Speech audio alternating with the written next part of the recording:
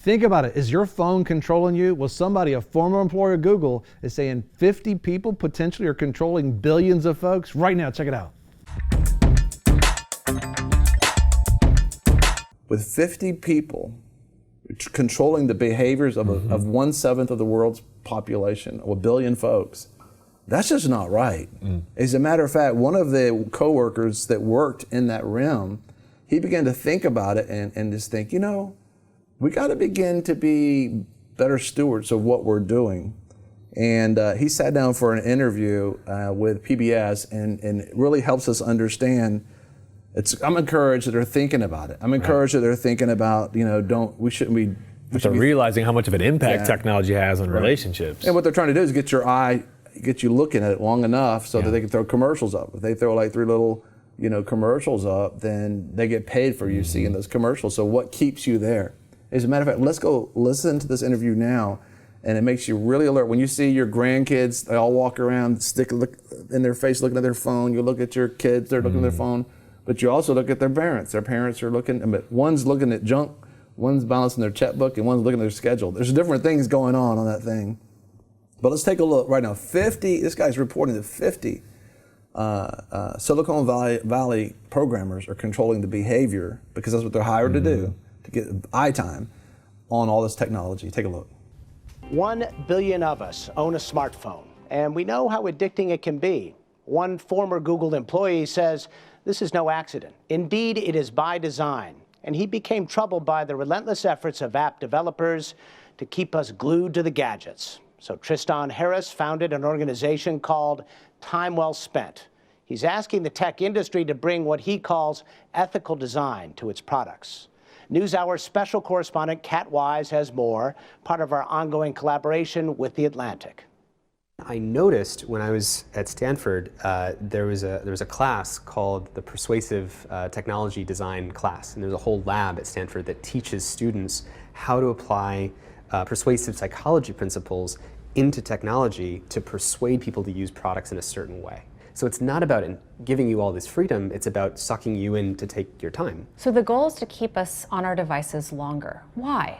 For any company whose business model is advertising or engagement-based advertising, meaning they care about the amount of time someone spends on the product, they make more money the more time people spend. So the game becomes, how can I throw different persuasive techniques to get people to stay, to spend as long as possible, and to come back tomorrow. And it's clearly working. Today, wherever we go, we're inevitably surrounded by fellow citizens staring into their phones, as we usually are too. What do you think about when you're out in public and see people on their cell phones? You know, have you ever been in a moment where you're sitting there and you just start using your phone to do something productive? Maybe you're in the back of a car, in a taxi, or you're on public transportation. You know, your phone is always giving you a way to spend time that can be more productive, more entertaining, or more stimulating than reality. I often say that this puts a new choice on life's menu that's sweeter than reality. And so we're turning to it more and more often. We check our phones about 150 times a day. And what are the costs of that sort of constant interaction with technology, both on an individual level and as a society? Well, I think each of us have to tune in for our own experience. I mean, what does it feel like when we check our phones 150 times a day? Or what does it feel like if we've been scrolling and had our face down and not breathing very much when we're scrolling for, say, 20 minutes? I mean, how do we feel on the inside? How do you feel on the inside? I feel like I don't feel very good after that. I feel like my anxiety goes up. I feel more concerned about what I'm missing. What I'm missing out on, who I haven't gotten back to. People think that I'm bad at getting back to them. All of this sort of psychology emerges all because of this one thing in my pocket. And we've never had a media device that literally 1 billion people are kind of being programmed in the same way, where so much influence is in the hands of a few technology designers. At Google, Harris was a so-called product philosopher and helped design the Gmail Inbox app. First of all, there was no one in the Gmail team who said, how can we addict people to email? There's no one who said that. That was never a goal. But you did hear conversations like, should we make it buzz your phone every single time you get an email? There's a design question. But the outcome of that one choice would be 1 billion people getting buzzed at dinners with their dates and with their friends and with their family. All of these billions of phones, by the product of this one choice, would be affected and interrupted all the time. And that was a conversation that you weren't having. I was getting a little bit disenchanted with whether or not we were having, I thought, the bigger conversation about when email or any product that we make actually makes a positive impact on people's lives. And I made kind of a slide deck, a manifesto. It basically said, never before in history have 50 mostly male 20 to 35-year-old designers living in California working at 3 tech companies influenced how 1 billion people spend their time. This is Coffee Bar in San Francisco, a popular hangout for high-powered techies like Harris, the ones whose choices can influence so many.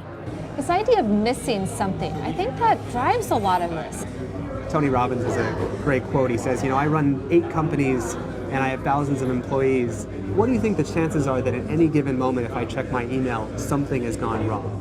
With his organization, Time Well Spent, Harris is urging peers in the tech world to have new conversations about the best interests of consumers.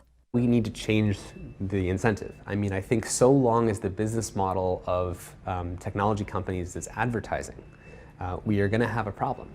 And that's what we're trying to do with Time Well Spent, is to change the conversation from being about maximizing engagement and time to being about maximizing net positive improvements to people's lives. What are some examples of apps that people use on a pretty regular basis, and the ways that these companies are drawing this in?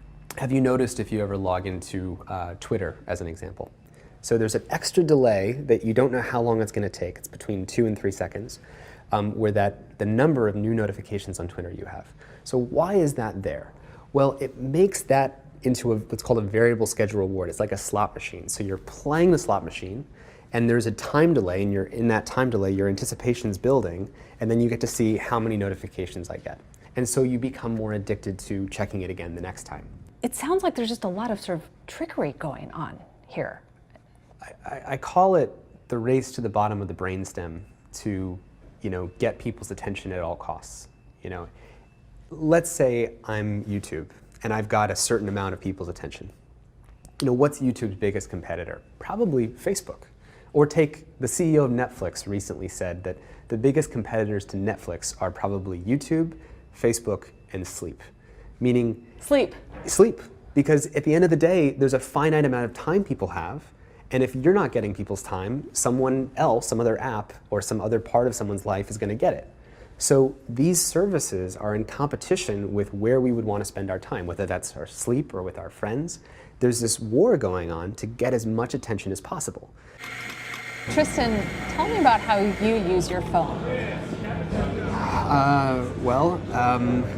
I try to use it as consciously as I can. One thing, for example, is I set it up so that I just have my in and out tools and my aspirational ways I want to spend my time on my home screen. So What do you mean by in and out tools? What does that mean? The tool is something that you use and you never use it longer or more than you want it to. For example, Google Maps. Like if I need directions, I don't end up scrolling through Google Maps for a half an hour randomly, right? I just go in, I find where I need to go, and then I go out.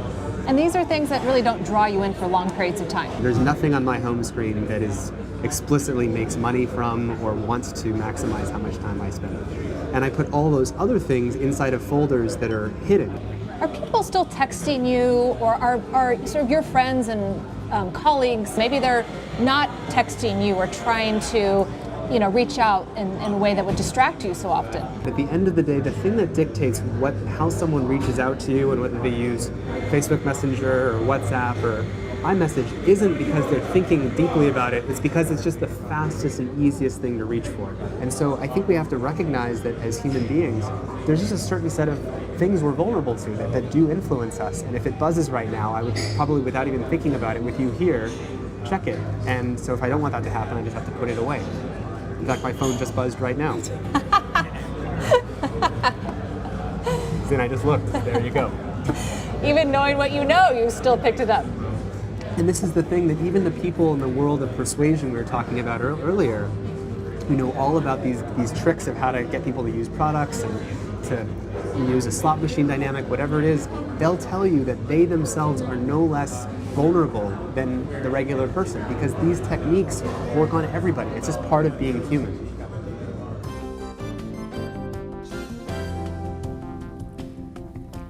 So you're looking at it, like it's a race to the bottom of the brainstem. And what happens is they're basically saying, let's do all the thinking for them. Yeah.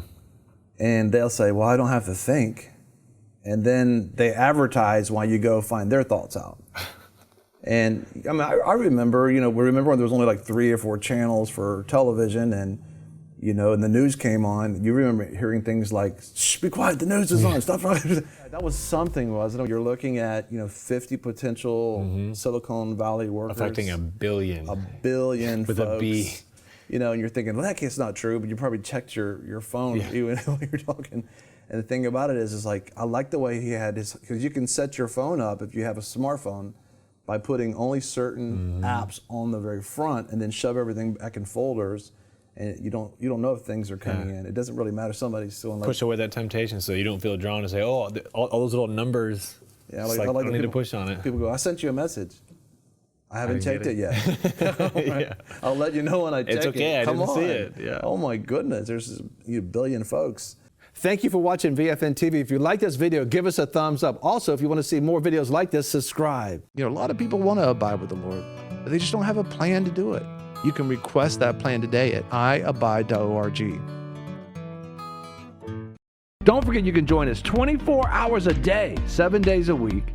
Download our app and sign up for our newsletter, The Torch, at vfntv.com.